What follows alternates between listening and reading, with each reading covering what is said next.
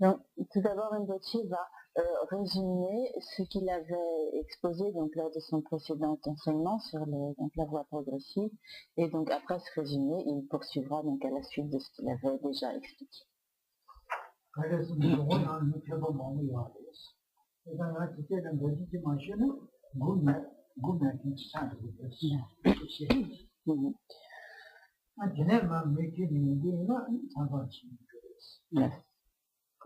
Donc, en effet, il y a un certain nombre de personnes qui sont nouvelles aujourd'hui, qui n'ont pas assisté donc, au premier enseignement. Et donc, si Rinpoche d'emblée continue à la suite de ce qu'il a enseigné précédemment, donc l'enseignement serait en quelque sorte tronqué pour donc ceux qui débutent donc l'enseignement aujourd'hui. Et pour cette raison, il va résumer le début.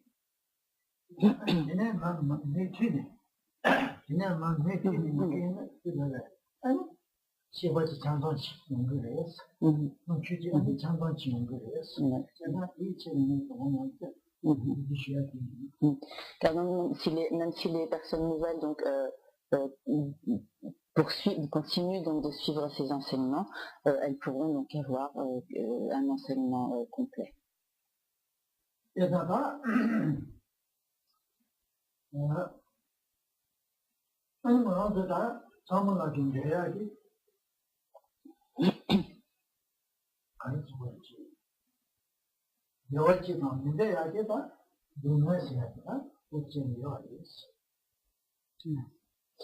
Donc, tout ce que nous souhaitons tous posséder, c'est le bonheur, et ce que nous souhaitons tous éliminer ou éviter, c'est la souffrance.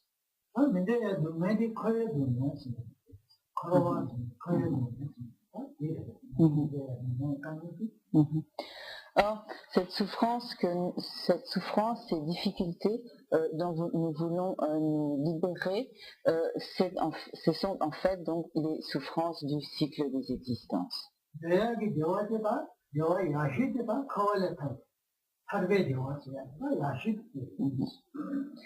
Or, parmi tous les bonheurs que nous pouvons désirer obtenir, le suprême de tous ces bonheurs est celui de la libération.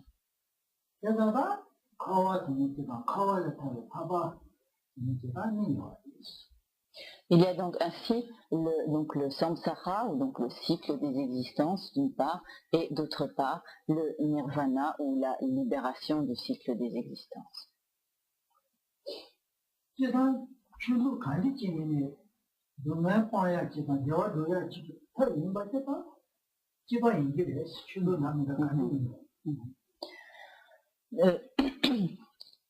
Toutes les traditions, toutes les traditions spirituelles, les religions, vraisemblablement, n'ont pas d'autre objectif que l'élimination de la souffrance et la réalisation du bonheur.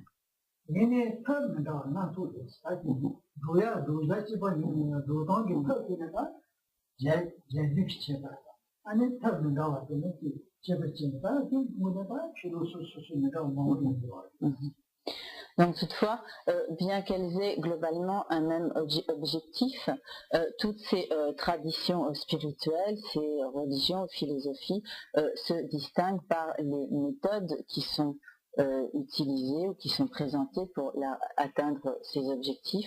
Donc ces méthodes sont plus ou moins approfondies, plus ou moins détaillées, ou elles peuvent diverger donc en un certain nombre de points.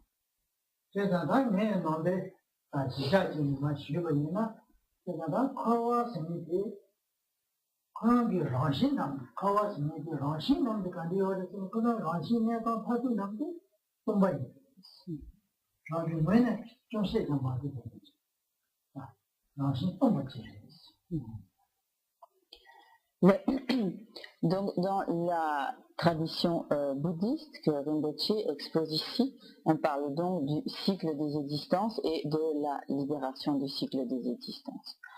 Lorsque l'on parle du cycle des existences, ce cycle des existences a une nature profonde, une nature ultime, et cette nature ultime du cycle des existences est ce qu'on appelle la vacuité, l'absence d'existence intrinsèque, d'existence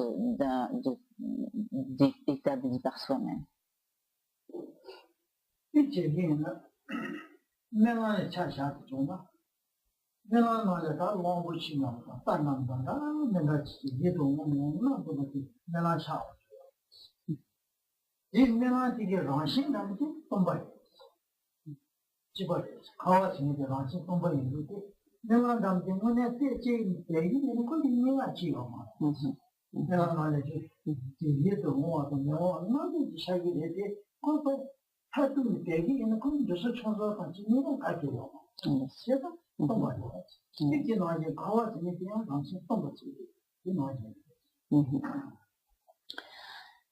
On pourrait comparer donc cette nature ultime du cycle des existences qui est la vacuité aux expériences d'un rêve.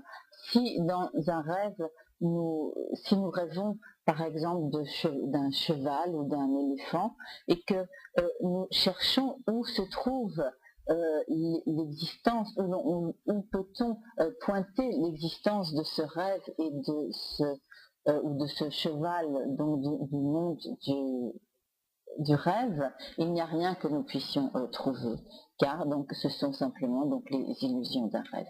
Et donc de la même manière, lorsque nous recherchons dans le cycle des existences, ce qui est véritablement donc le cycle des existences, il n'y a en fait rien que nous puissions pointer, désigner comme supportant, comme étant véritablement donc ce cycle des existences. Et donc de la même manière, donc ce cycle des existences est vide d'existence propre, intrinsèque, il est vacuité, comme donc le cheval ou l'éléphant du rêve sont vides de la nature que nous recherchons en nous.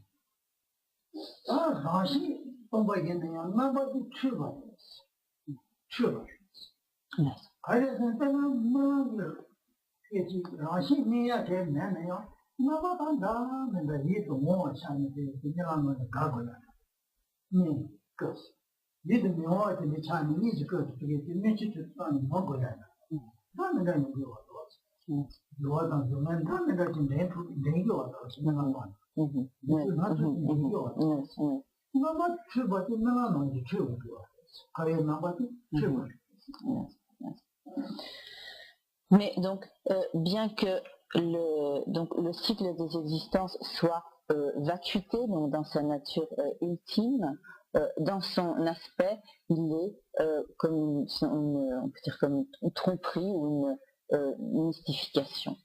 En effet, donc pour reprendre donc l'exemple du rêve, lorsque nous rêvons, pardon.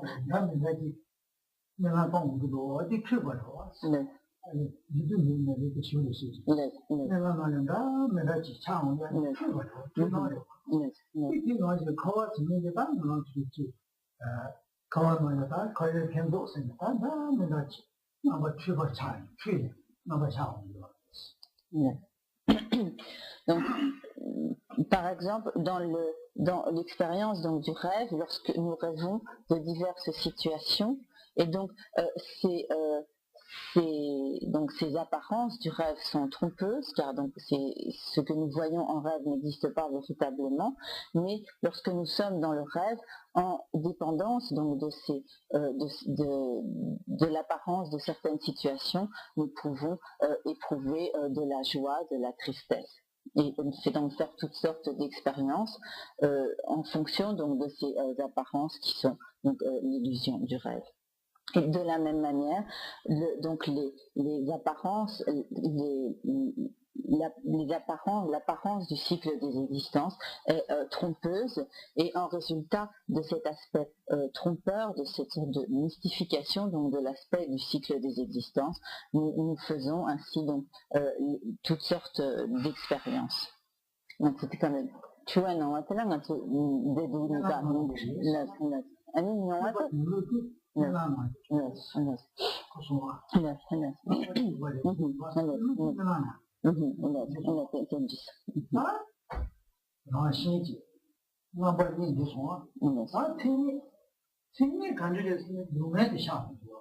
거의 팀들가 눈에 참.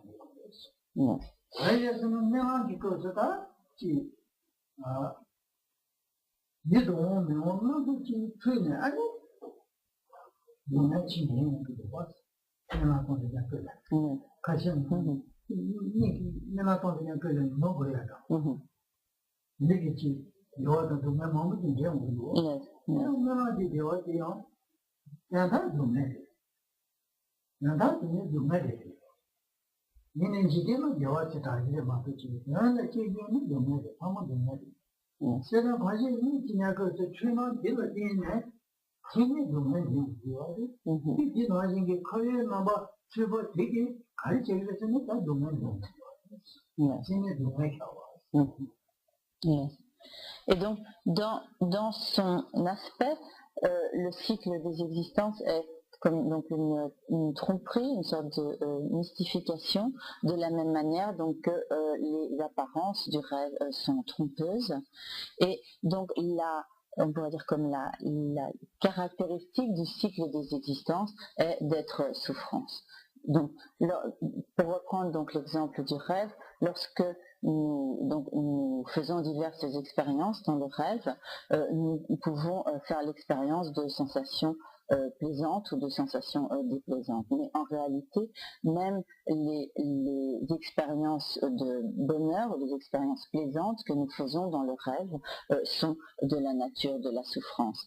Et de la même manière, pour ce qui est du cycle des existences, nous y faisons toutes sortes d'expériences, des expériences plaisantes, des expériences déplaisantes, mais en réalité, même ce que nous prenons pour des expériences déplaisantes sont en fait des expériences de la nature de la souffrance. Et donc ainsi, dans tout ce qui le caractérise, le cycle des existences est de la nature est souffrance.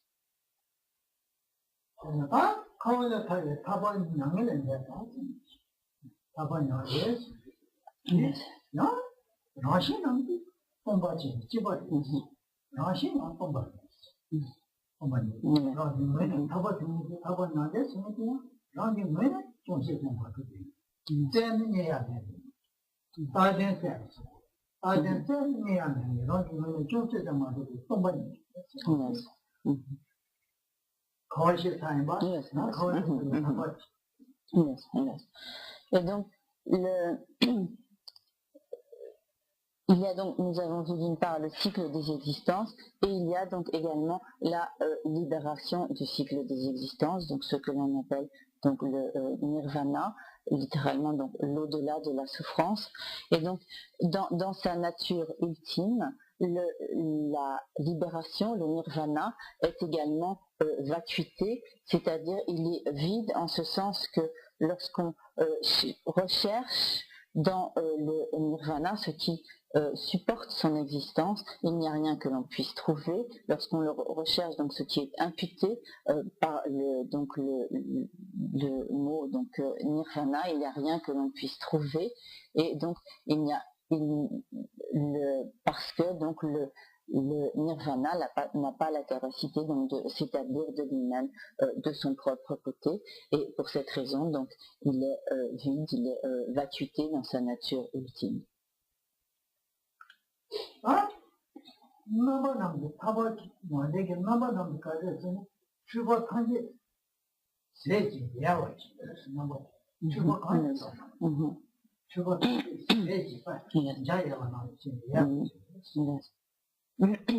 Dans son aspect, la libération ou le nirvana est donc élimination ou suppression, dissipation, vraiment, élimination de toute erreur et de toute erreur.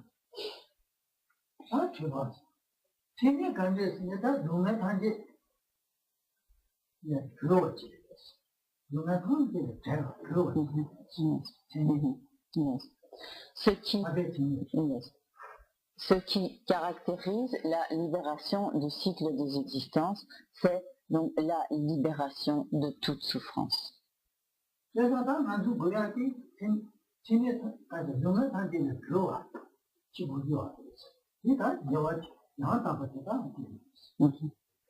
Donc, ce que nous recherchons, ce à quoi nous aspirons, c'est donc la libération de toute souffrance, et c'est donc cette libération de toute souffrance qui est un véritable bonheur.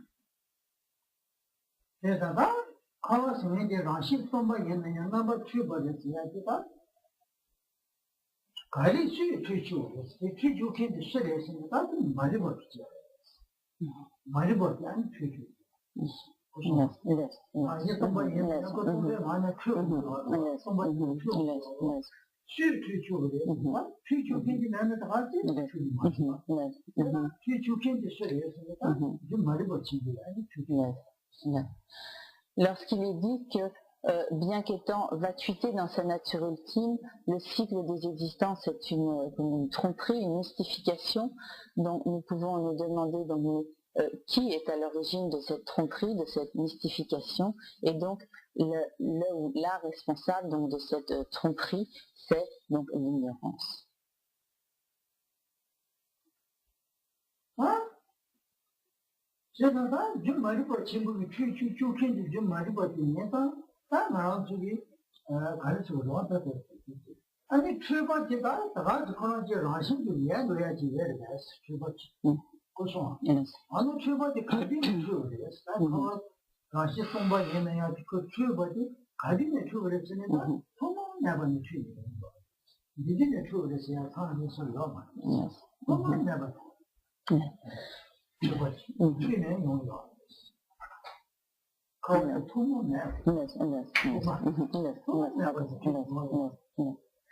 Et on pourrait se demander donc depuis quand donc sommes-nous sous l'emprise de cette mystification, de cette tromperie de l'ignorance. En fait, donc on ne peut pas désigner le commencement donc de cette tromperie de l'ignorance, car le cycle des existences est sans commencement, est donc comme infini donc dans le passé, et on ne peut donc pas trouver de point de départ de l'ignorance, et c'est pourquoi donc cette ignorance est sans commencement.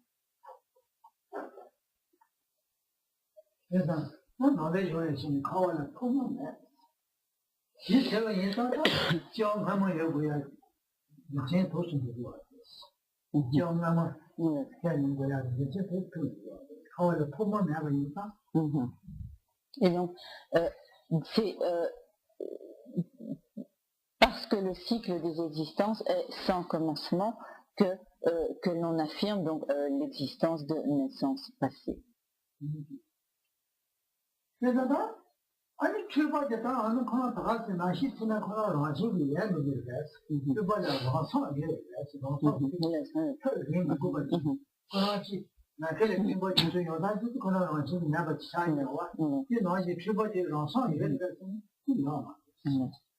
Mais on peut se demander, est-ce que cette erreur, cette mystification peut comme s'évanouir d'elle-même, se dissiper d'elle-même, de la même manière que par exemple donc les nuages donc se dissipent, s'évanouissent dans le ciel.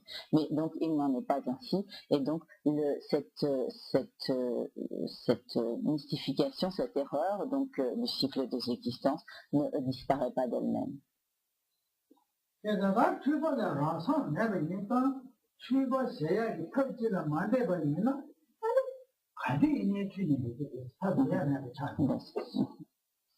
En effet, tant que nous ne mettrons pas en œuvre la méthode qui permet d'éliminer donc cette mystification, nous continuerons à être sous son emprise.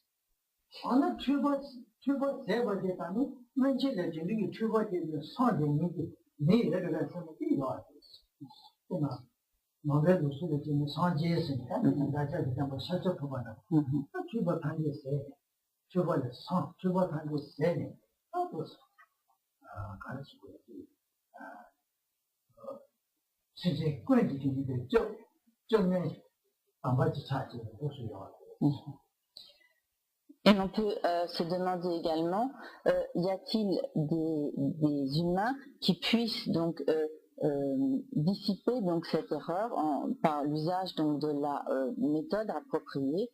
Et donc effectivement il y a des êtres humains donc qui se sont libéré donc de cette mystification, de cette erreur, telle que donc le Bouddha Shakyamuni et donc d'autres Bouddhas, mais donc en particulier le Bouddha historique Shakyamuni, qui donc a dissipé donc toute erreur, a éliminé toute erreur, et ayant éliminé donc toute erreur, est devenu un ultime refuge pour tous les êtres.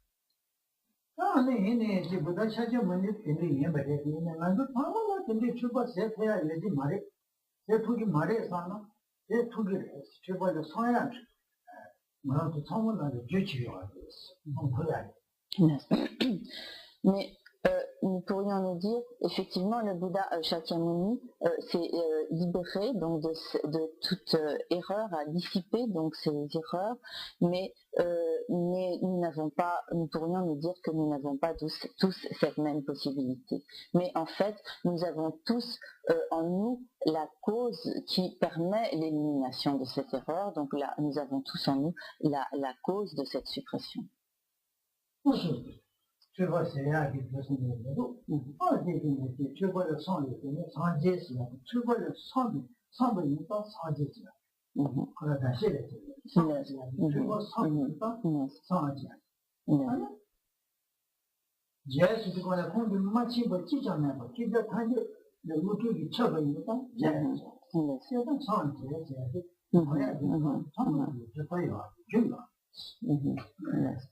Et donc, nous avons tous effectivement cette cause qui permet, donc cette cause de la suppression de toutes ces erreurs.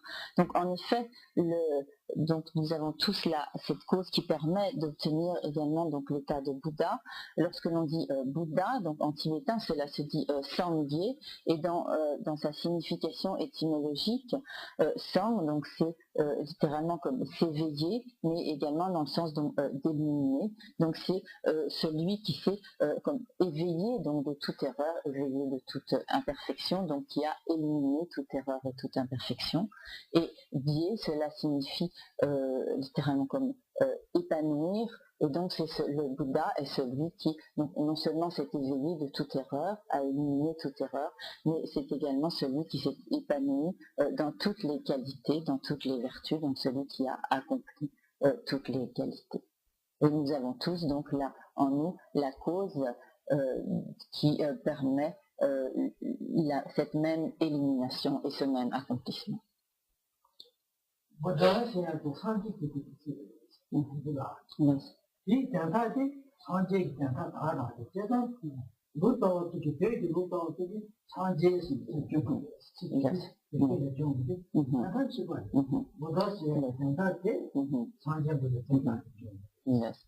et donc l'étymologie est donnée ici à partir donc, du mot tibétain Sangye, mais c'est la même étymologie que le mot sanskrit Bouddha, donc qui a été traduit par les grands traducteurs du passé par Sangye en tibétain.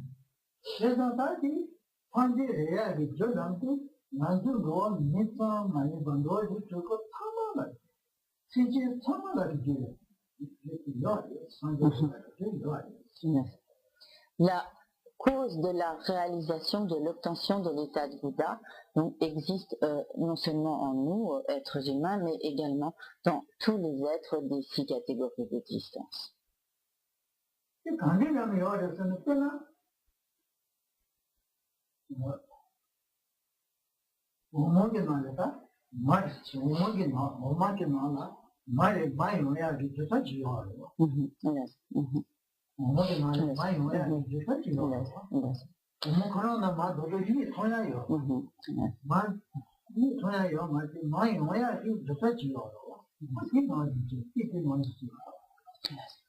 Donc, par exemple, dans le lait, il y a comme la cause, comme la cause racine, donc la cause qui permet d'obtenir le beurre. Et on peut dire en quelque sorte qu'il y a comme le beurre à l'état potentiel dans le lait, même si nous ne voyons pas le beurre dans le lait.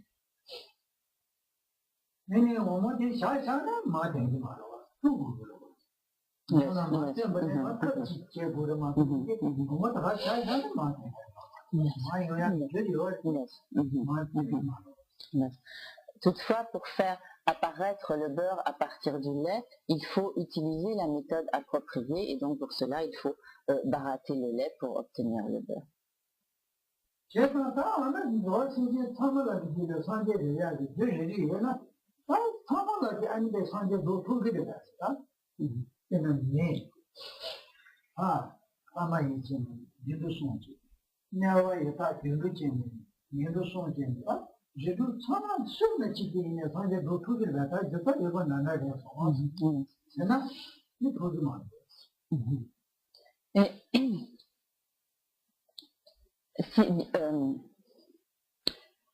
Lorsqu'il est dit que tous les êtres des 6 catégories d'existence ont en eux donc la cause qui permet donc la réalisation de l'état de Bouddha, est-ce qu'on peut se demander si cela veut dire que tous les êtres des 6 catégories d'existence peuvent devenir Bouddha?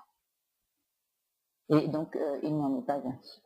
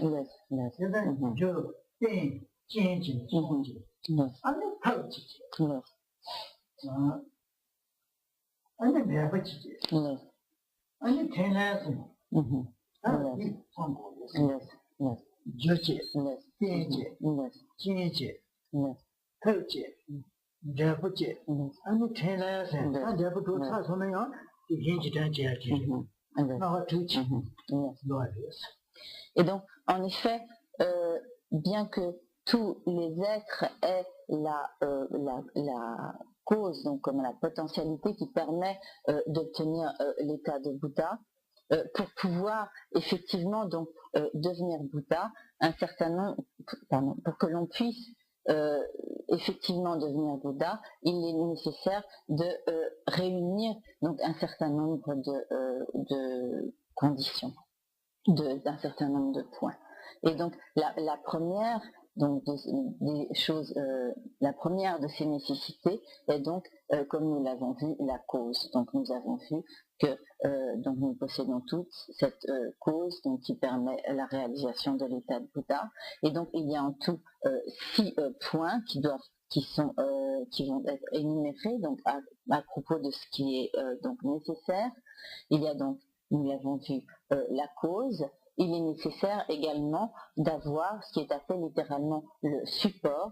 Donc le support, le support, c'est en fait le type d'existence donc de l'individu qui est appelé un support.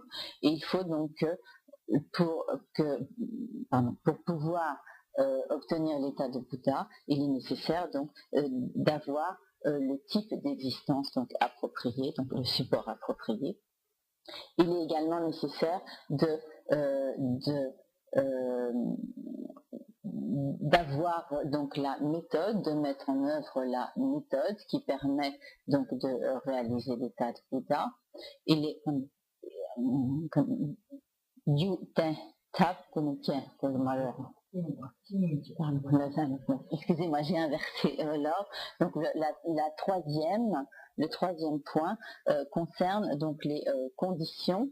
Donc à ce propos, il faut faire une différence entre ce qui est appelé la cause, donc qui est la cause qui va se transformer dans le résultat, et ce que l'on appelle les conditions, qui sont en fait donc comme des circonstances contributives, donc des conditions.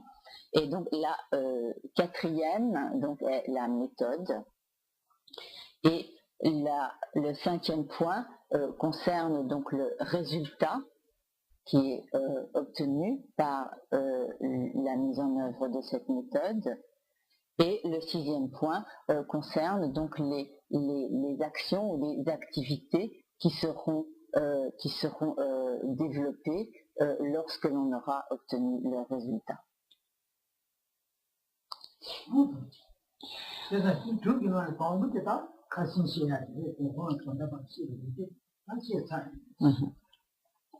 Donc à propos de ces 6 points, nous avons donc vu jusqu'à présent donc ce qui concernait le premier, c'est-à-dire la cause.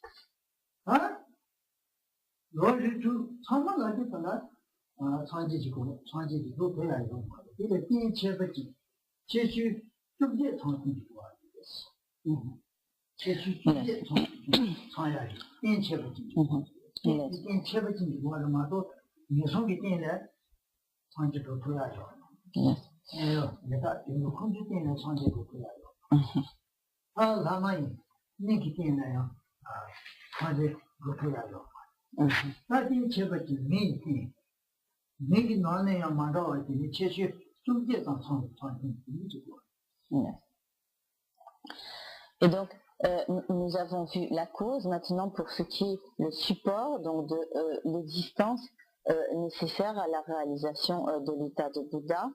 Donc, n'importe quelle existence, donc parmi les 6 catégories d'existence, ne permet pas d'obtenir dans cette vie, avec le support de cette existence précise, donc l'état de Bouddha.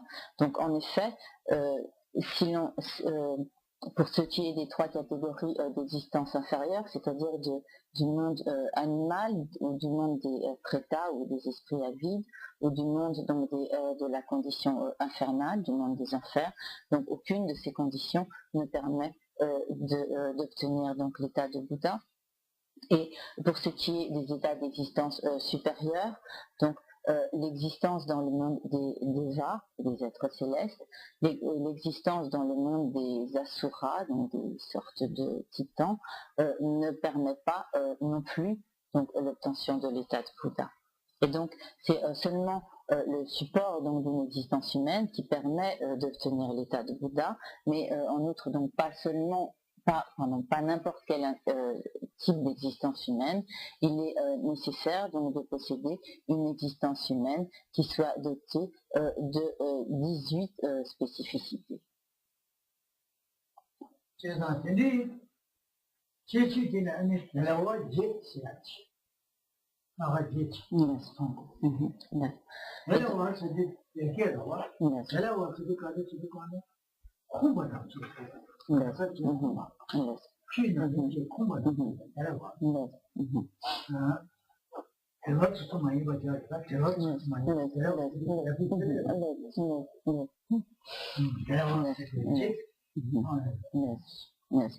Et donc, parmi ces 18 caractéristiques, il y a donc 8 disponibilités. Donc, ce qui est traduit ici par disponibilité, c'est le mot tibétain donc telwa, qui littéralement donc signifie comme avoir le loisir de faire quelque chose, avoir comme le temps de faire quelque chose, et ne pas être donc comme pressé, préoccupé donc par autre chose. Et donc, il y a donc 8 disponibilités donc qui sont nécessaires donc à ce support adéquat à la pratique de la méthode qui permet d'obtenir l'état de Bouddha.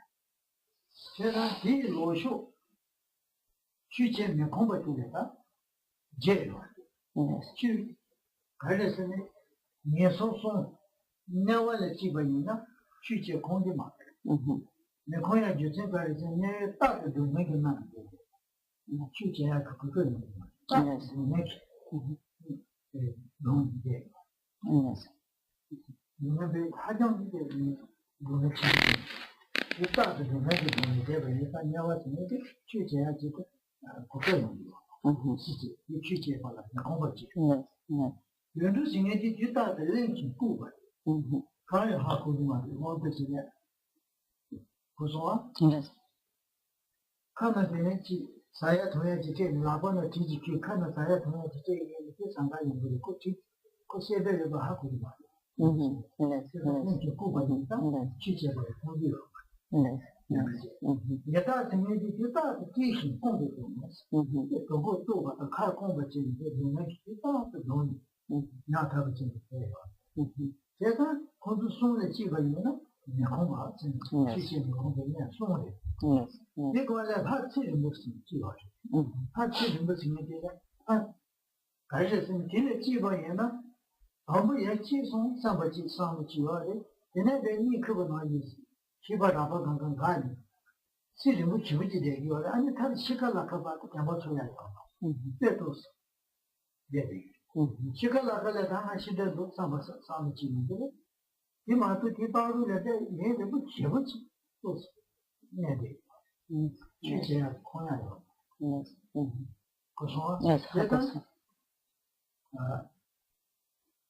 Il faut qu'il faut qu'on les tienne, tu sais, mais on va y pas, quand il faut qu'on les matche, quand il dit le terrain, il y a un gilets. J'étais pour me compter gilets que Chanel, il y a un gilet.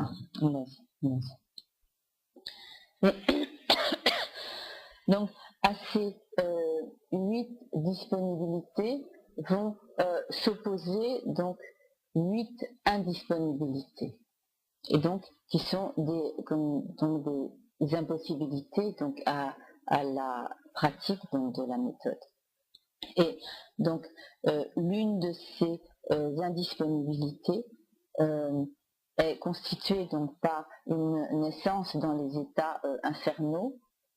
En effet, dans ces mondes infernaux, les êtres ne font que endurer constamment des souffrances extrêmement pénibles, qui font qu'ils n'ont pas le loisir de penser à autre chose, tant donc l'ampleur de ces souffrances sont intenses. Et donc, donc la naissance dans la condition infernale constitue donc une indisponibilité. La naissance dans le monde animal est une deuxième indisponibilité, dans la mesure donc où les animaux sont par nature stupides. Donc en effet, donc on peut illustrer donc la stupidité de l'animal. Si par exemple on veut tuer un animal et que l'on brandit un couteau dans une main et que l'on lui tend un morceau de viande dans l'autre main, en pensant à un chien, donc un animal qui aime la viande, il va se précipiter sur le morceau de viande sans voir donc la menace du couteau qui est destiné donc à le tuer. Et donc cette stupidité donc, du monde animal rend les êtres donc, de cette catégorie d'existence indisponibles à la pratique du dharma, donc de la méthode. Et la renaissance en tant qu'esprit à vide, en tant que prêta, constitue également donc une indisponibilité, donc dans la mesure où les êtres de cette condition d'existence sont constamment soumis à la souffrance de la faim et de la soif, et de ce fait ne sont pas disponibles pour la pratique de la méthode. La naissance dans le monde des devas, donc des êtres célestes, constitue également donc une indisponibilité. Donc en effet, ces êtres célestes, ces devas, ont une vie extrêmement longue, mais cette vie extrêmement longue se passe dans une sorte d'inconscience. En effet, donc lorsqu'ils prennent naissance dans ce monde des devas, ils ont conscience du moment où ils prennent naissance, et ensuite, donc, toute leur vie extrêmement longue dans ce monde se passe dans une sorte d'inconscience, et ils ne reprennent conscience vraiment de leurs conditions que lorsqu'ils voient arriver le moment de leur mort, et là donc ils prennent conscience qu'ils vont mourir. Et donc pendant tout ce temps, dans une existence en tant que deva, donc les êtres ne sont pas donc disponibles à la pratique de la voie, et ceci donc constitue la quatrième indisponibilité.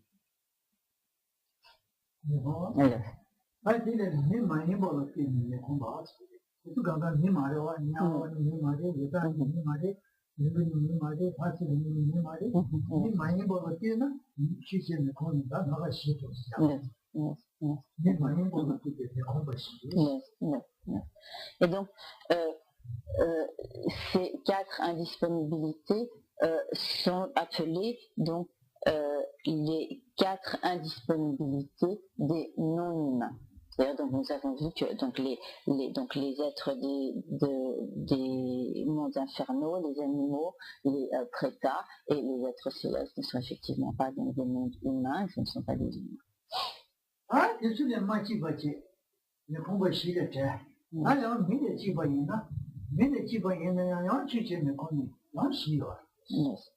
Et donc, même si nous naissons en tant qu'êtres humains, nous pouvons comme rencontrer 4 autres indisponibilités. C'est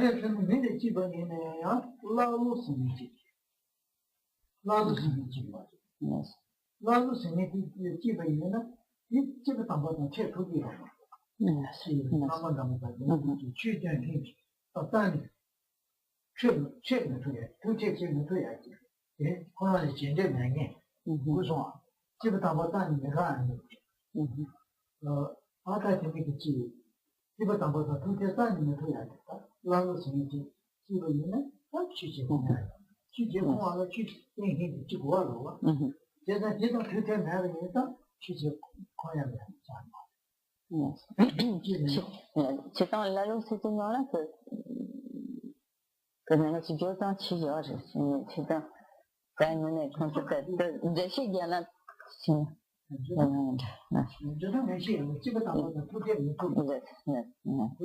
이나 하고.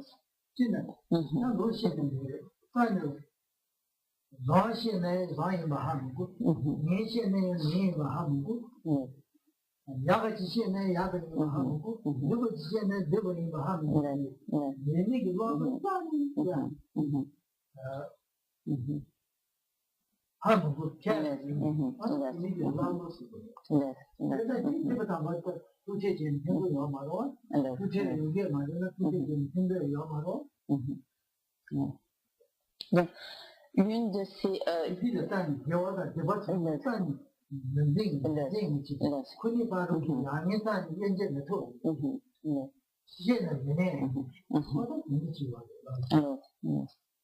donc, une de ces indisponibilités liées donc à une existence humaine consiste à être comme un barbare, c'est-à-dire à être quelqu'un qui ne respecte absolument rien, qui n'a aucune conscience de ce qu'il faut faire ou ne pas faire, qui est comme complètement hors la loi, qui n'a absolument aucune discipline, qui ne respecte absolument rien.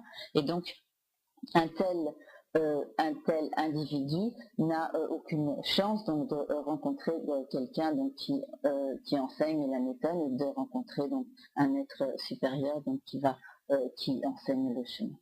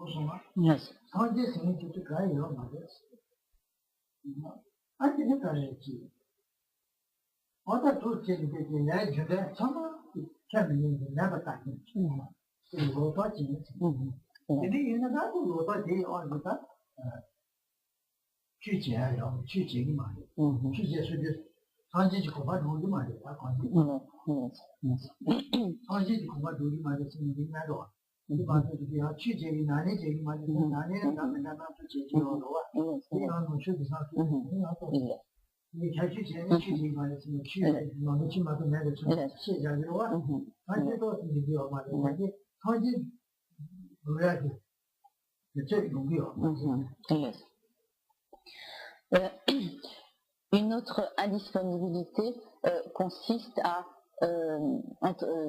avoir donc des vues fausses, et donc cela consisterait par exemple à nier catégoriquement l'existence du cycle des existences, donc du samsara, à nier qu'il y ait donc une libération du cycle des existences, à nier donc la loi de causalité des actions, la loi du karma, à nier que l'on puisse donc obtenir l'état de Bouddha et nier le fait qu'il y ait des Bouddhas, etc.